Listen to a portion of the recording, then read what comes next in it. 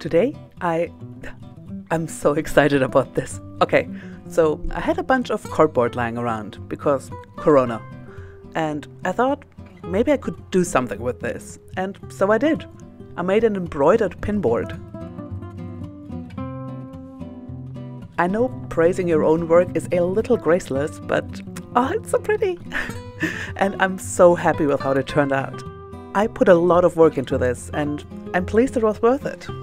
So, if you have a few hours to spare, let me show you what you can do with them. I started by leafing through some embroidery designs. If you have drawing skills, you can make your own design, but I'm still working on my drawing, so I'm getting one ready-made. Most of these come from crafting magazines from the 80s and 90s. I settled on this one. Big shapes work really well with wool, and I like the composition. I'm using this grey fabric and, as I said, embroidery wools.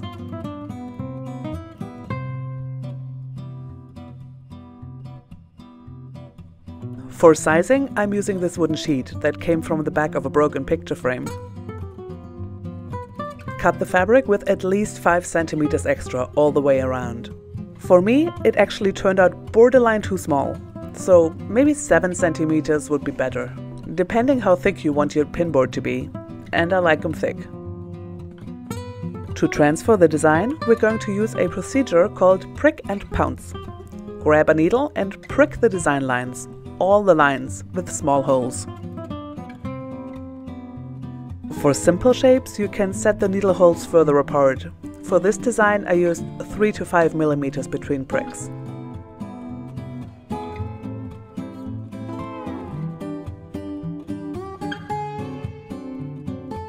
Holding a needle with enough force to pierce for a long time will make your fingers hurt after a while. So either take breaks or push the back of the needle into an eraser for easier handling. But doing this will make aiming harder, so it's kind of a trade-off. Once I had subjected the entire design to this treatment, it's time to put the pounce into the prick and pounce. Here is a little pot of crushed chalk. Chalk because it's visible on dark fabrics. For lighter ones that wouldn't show white, use crushed charcoal. Use some felt to press the chalk into the needle marks. Use a circling motion, not a stamping one. Stamping turns a little messy.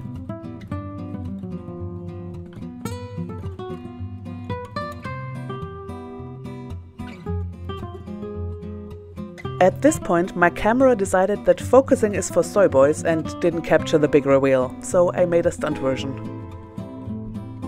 I made some needle marks on paper. Now I'm adding the chalk.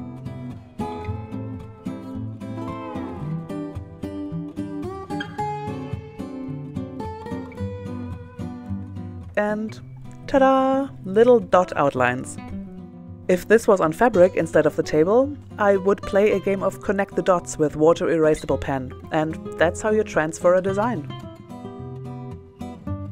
Alright, we have the design on fabric, chosen the threads to use. Now it's almost time to get started. For the actual embroidery, you will need a needle, a thimble would be a good idea, a pair of small scissors and an embroidery frame. Handheld embroidery hoops are great, but a hoop that can be attached to a barrel clamp or seat stand will free up both hands, and if you're thinking of getting into embroidery as a hobby, which you should, it's great. A hands-free hoop is an extremely worthwhile investment.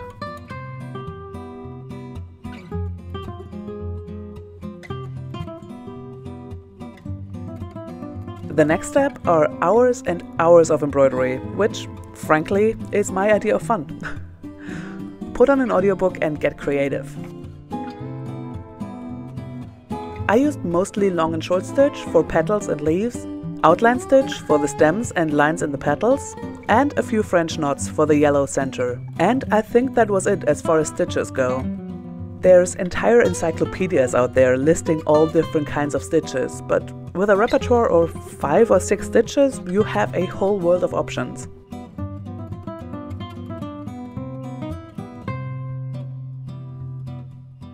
In order to film, the only way I could figure it out was to have the frame at an almost 90-degree angle to myself, which is not ideal. The frame should be pointed towards you, so you can see what you're doing.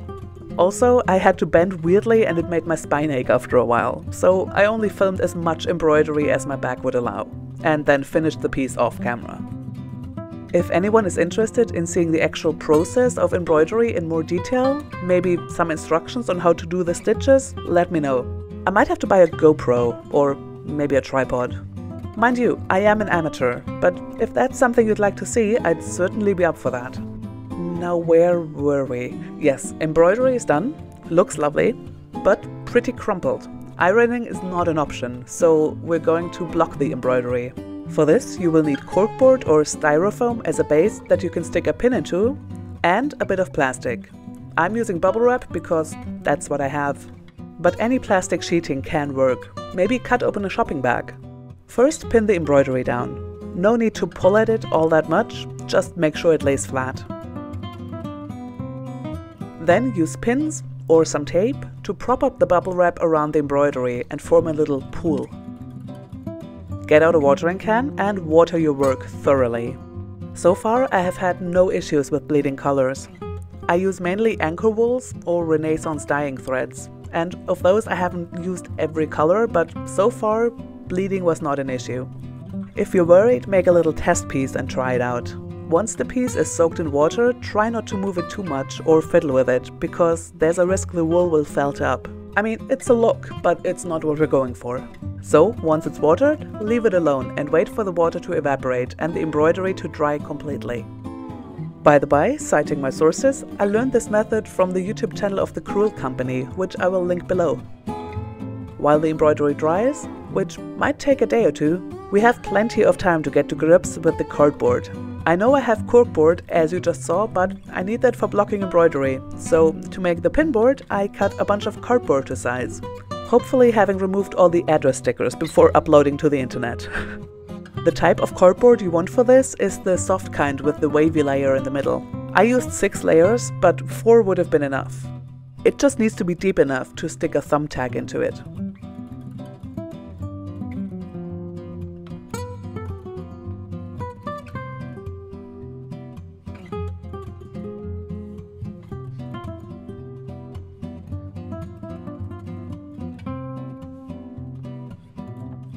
Once every layer is cut, use glue to attach them to each other. Not too much, or the hardened glue might not let the thumbtack in after all.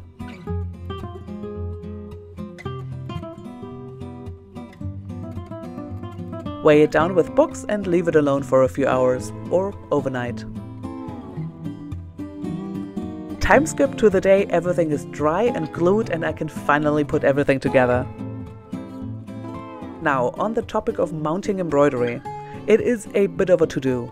Glue would be much easier, but it seeps through the fabric and destroys the work. So yes, mounting is a lot of work, but definitely worth it. Lay the embroidery over the pinboard and line it up as you want it.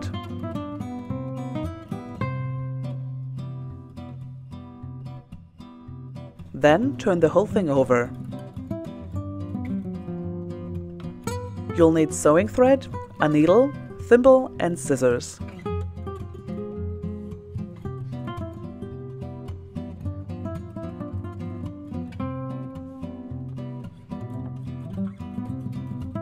Take a long piece of thread. Then sew all the way across the back, starting in the middle. Go from the middle out to both edges. Use mild tension to keep things in place, but not so much that the fabric and embroidery get distorted and pulled out of shape.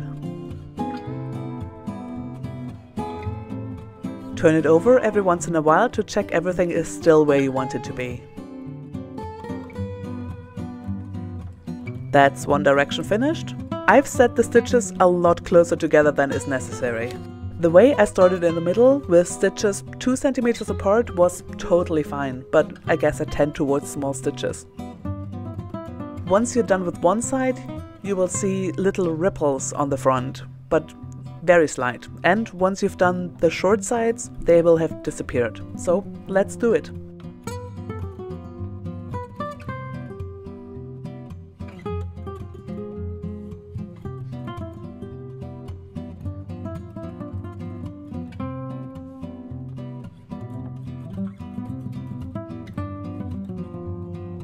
way too many stitches, but I like how it looks, frankly.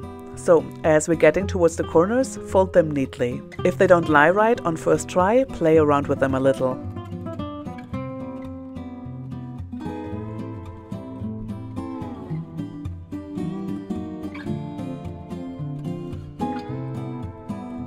Finish the last bit and oh my god, I love it!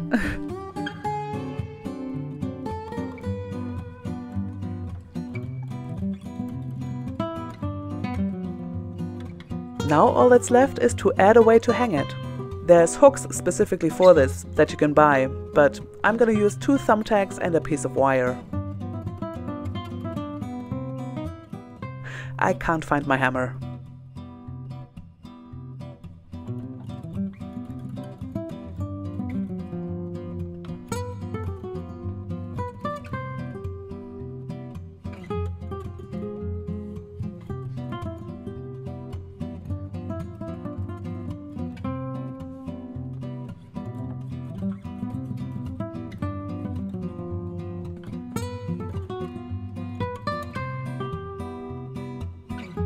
Last year, or was it the year before that? 2 years ago. 2 years ago, I redid my sewing room and put up these floating shelves.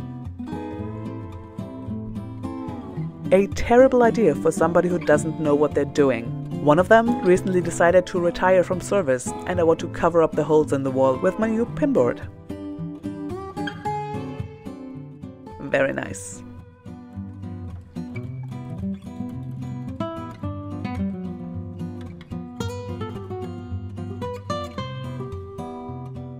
And totally works as a pinboard. Yay! Thank you so much for watching. If you have questions, leave them in the comments below. And if you enjoyed this video, why not subscribe?